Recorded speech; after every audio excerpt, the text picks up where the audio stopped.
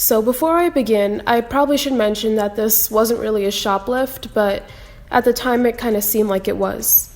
So I was about 7 or 8 at the time, and my mom and I head over to our neighborhood Kohl's.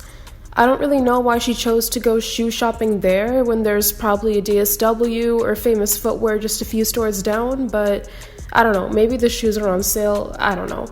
So anyway, my mom and I go to the shoe aisle, and she's looking through some of the heels, and I'm a little kid here, so I get bored, and I go over to where the kids' shoes are.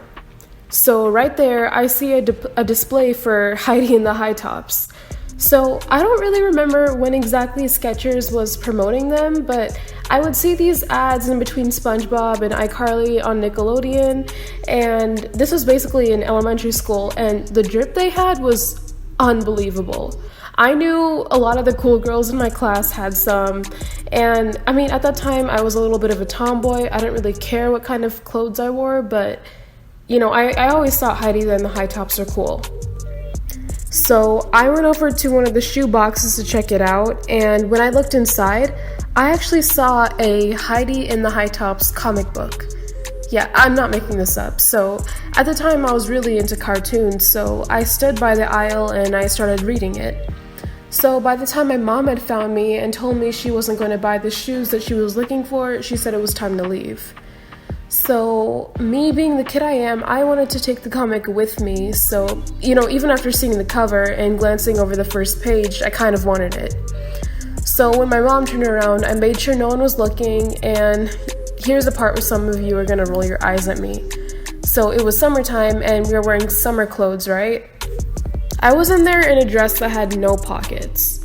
So I really didn't know where to put this, and my mom really wasn't waiting around for me, so I took off my shoe, folded this comic up like 6 times, and I stuck it in there. It caused me to walk with a slight limp, but my mom didn't really notice, and I don't think anyone saw me. So I was pretty much shaking when we walked outside, and I was ready to hear those security alarms go off, but they didn't.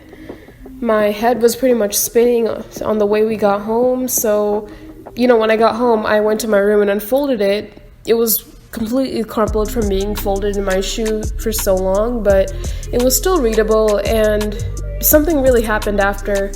So the guilt that came with taking the comic out of the box and taking it home with me, that was unreal. Like, I felt terrible about taking that comic out. It was just, I felt so guilty, and I felt like a thief. I was convinced that I was a bad person, and the biggest things about this for me was that I was not going to get into heaven when I die. So about 2 weeks later, my mom comes home and she tells my dad and I that she went back to Kohl's, and when she was leaving, the security alarm went off on her. So they let her go because the security team, they saw that she didn't take anything she didn't pay for. But when I heard that they did that, I basically lost it. I told her that, you know, I told her what I did, and I said I was sorry.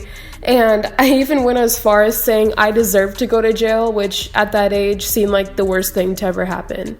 Now, one thing you should know about my parents is that, you know, as a 6-year-old and I make stupid things, like mistakes like this, they're not going to be like understanding. They're just going to be like, okay, let's go to jail. And I'm just going to be like, what? No. But they'll just be like, you want to go to jail? Let's go to jail. They're kind of like that. They don't really understand sensitivity. And I don't know, that's kind of one traumatic thing I dealt with at that age. But yeah, I figured they recognized Mom as an accomplice from my burglary and that she got into trouble for it. But yeah, anyway, I guess the moral of the story is don't steal.